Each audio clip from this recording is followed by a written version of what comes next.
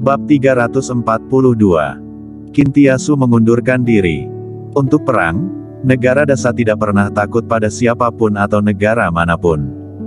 Kingston Jiang juga tidak takut. Namun, dia sangat menyadari kerugian yang disebabkan oleh peperangan terhadap rakyat jelata. Dia menganjurkan perdamaian. Jika bisa tidak perang, lebih baik tidak perang. Meskipun pasukan koalisi 28 negara telah merebut Belantara Selatan, tapi mereka juga tidak bertindak gegabah, tidak segera mengirim pasukan untuk merebut kembali kota yang diambil. Dia harus mengklarifikasi masalah ini. Pahami sebab dan akibat dari masalah tersebut, agar mengerti semua hal di balik ini. Dia tidak ingin dijadikan senjata oleh orang lain. Kunci untuk memahami masalah ini adalah mencari tahu tentang mobil wisata yang dibajak, mobil jenis apa, dan latar belakang seperti apa orang-orang yang berada di dalam mobil. Apakah kebetulan mereka datang ke negara Dasa, atau memang sudah diatur oleh orang? Pada saat ini, tentara naga hitam tidak bisa pergi ke negara lain untuk melakukan penyelidikan. Hal ini tidak bisa lebih cocok lagi untuk diserahkan kepada para pembunuh di daftar pembunuh. Mereka semua adalah pembunuh, sangat kuat, berkeliling di seluruh dunia sepanjang tahun, dan semuanya menggunakan metode penyelundupan. Mereka memiliki saluran sendiri untuk memasuki 28 negara untuk menanyakan identitas dan latar belakang orang-orang ini. Para pembunuh pergi satu demi satu. Matahari terbenam. Langit malam yang gelap mulai bersinar dengan bintang-bintang. Kota L, area militer. Sebuah tempat pelatihan. Banyak tentara sedang berlatih keras. Beberapa orang sedang duduk di samping. Ini adalah Kingston Jiang, Bloody, Guili. Mereka bertiga sedang duduk di tanah, minum arak dan melihat para prajurit yang berlatih di kejauhan. Bloody berseru, "Komandan Dragon, beberapa tahun yang lalu, kamu juga berlatih siang dan malam tanpa henti seperti ini." "Oh ya." Kingston Jiang menyentuh hidungnya, dia hampir lupa akan saat-saat itu. Dia mengubah topik pembicaraan dan berkata, "Bloody, Guili, aku selalu merasa bahwa kali ini target pasukan koalisi 28 negara adalah aku." Mendengar itu, keduanya terkejut. Bloody memandang Kingston Jiang dan bertanya, "Komandan Dragon, untuk melawanmu?" Kingston Jiang mengangguk dan berkata, "Meskipun itu hanya perasaan, banyak hal terjadi selama periode ini." Terjadi pergolakan di pemerintahan ibu kota, Kaisar Negara Dasa ingin melakukan pembersihan besar-besaran, dan yang terakhir adalah 30 tahun yang lalu ketika naga hitam yang sebelumnya mati dalam pertempuran. Baik Bloody maupun Guili tampak agak serius. Meskipun mereka tidak mengalami hal-hal ini, mereka pernah mendengarnya. Dan Kingston Jiang lanjut membuat analisis. Tentara naga hitam adalah tentara yang sangat istimewa. Ini terkait dengan lingkungan geografis Belantara Selatan. Belantara Selatan adalah perbatasan berbagai negara. Selain 28 negara kecil asing, ada juga lawan sejati negara Dasa, negara MB.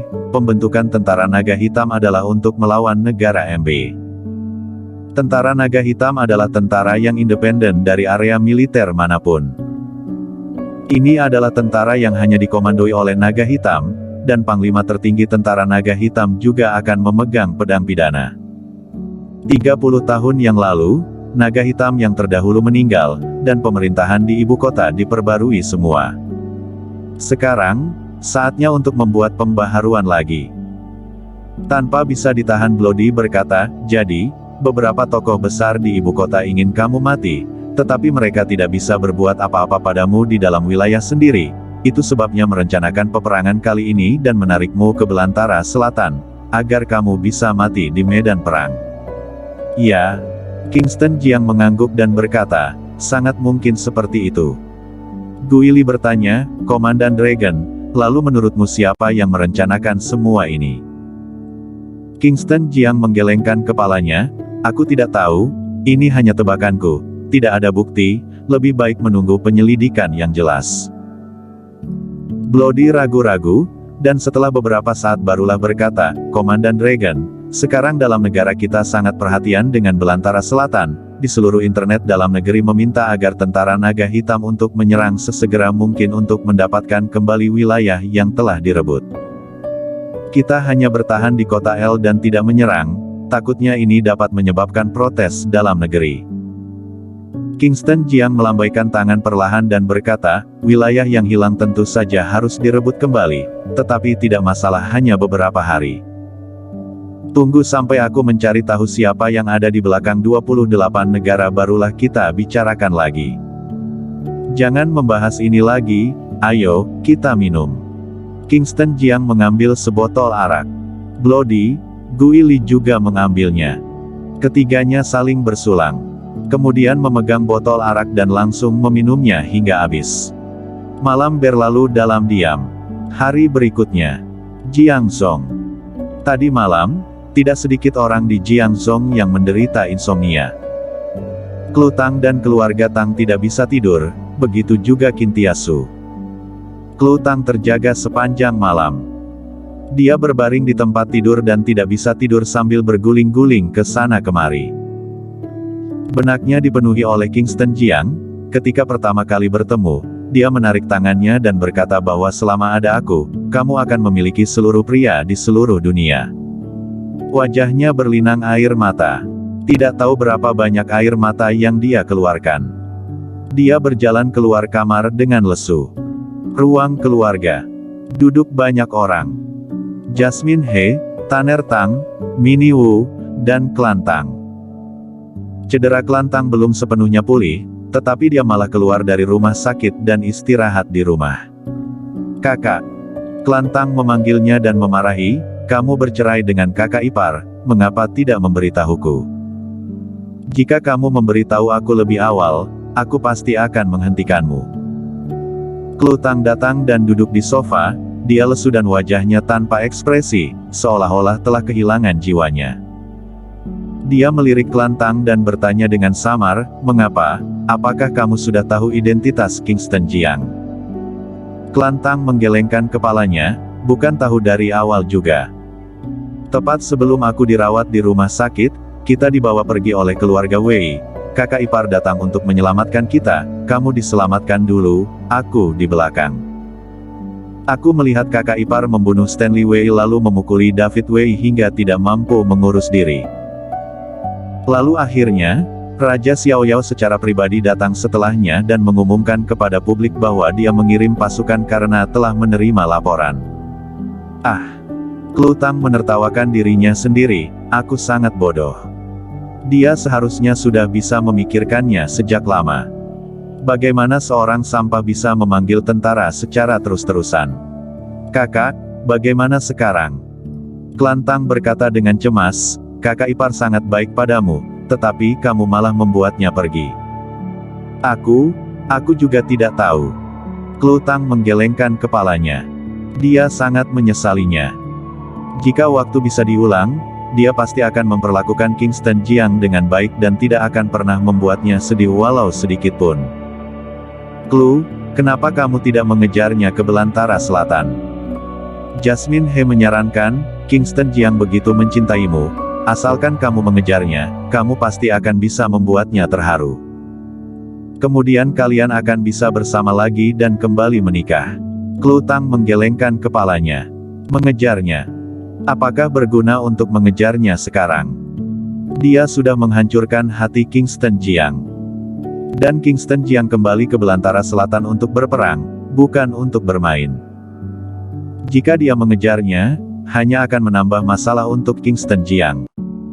Dengan cara ini, dia tidak hanya tidak akan mendapatkan maaf dari Kingston Jiang, tetapi bahkan akan membuat Kingston Jiang membencinya. Lupakan saja, biarkan seperti ini saja, kami berdua ditakdirkan tidak berjodoh. Klu Tang menggelengkan kepalanya. Semua orang menghela nafas. Pada saat ini, New Generation. Kantor Sheila Bai. Sheila Bai memandang surat pengunduran diri di tangannya, lalu menatap Kintiasu yang berdiri di depannya, perlahan mengerutkan kening. Kintiasu, apa yang kamu lakukan? Perusahaan sekarang sedang berada dalam keadaan kritis, kamu malah mengundurkan diri saat ini, terus kepada siapa aku harus menyerahkan usaha ini? Kak Kingston baru pergi, kamu langsung mengundurkan diri. Jika dia kembali lalu melihat bahwa perusahaannya tidak ada perkembangan, bukankah akan membuatnya kecewa? CEO Bai, aku sudah berpikir dengan jelas. Kintiasu menarik napas dalam-dalam dan berkata, aku tidak cocok untuk posisi ini. Orang-orang yang paling tidak kurang di era ini adalah orang-orang berbakat, tidak tahu berapa banyak orang berbakat yang tidak memiliki panggung. Selama CEO Bai berkonsentrasi untuk menggali, pasti akan selalu bisa menemukan orang yang berbakat. Tapi, kamu pergi begitu saja, apakah kamu bisa bertanggung jawab kepada Kingston Jiang?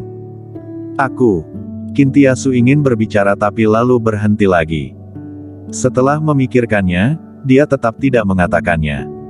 Aku tidak akan menyetujui surat pengunduran diri ini. Sheila Bai mengembalikannya ke Kintiasu dan memerintahkan, kerja sana. Meski kamu tidak setuju, aku tidak akan bekerja lagi. Kintiasu berbalik dan pergi. Tubuh Sheila Bai gemetar karena marah. Kintiasu berjalan keluar dari kantor Sheila Bai, berdiri di pintu kantor, menarik napas dalam-dalam, dan bergumam. Aku juga ingin tinggal dan membantunya mengelola perusahaan, tetapi aku lebih ingin mengejar kebahagiaanku sendiri. Jika aku melewatkan kesempatan ini, aku khawatir aku benar-benar tidak akan memiliki kesempatan lagi. Tadi malam, Kintiasu tidak bisa tidur. Dia memikirkannya sepanjang malam. Dia memutuskan untuk pergi ke belantara selatan. Bahkan jika tidak bisa bertemu dengan Kingston Jiang, tidak masalah untuk menjadi sukarelawan. Dia juga ingin berkontribusi pada negara, melakukan pekerjaan logistik, dan mendukung Kingston Jiang. Jika dapat bertemu Kingston Jiang, tentu saja itu yang paling bagus. Bersambung.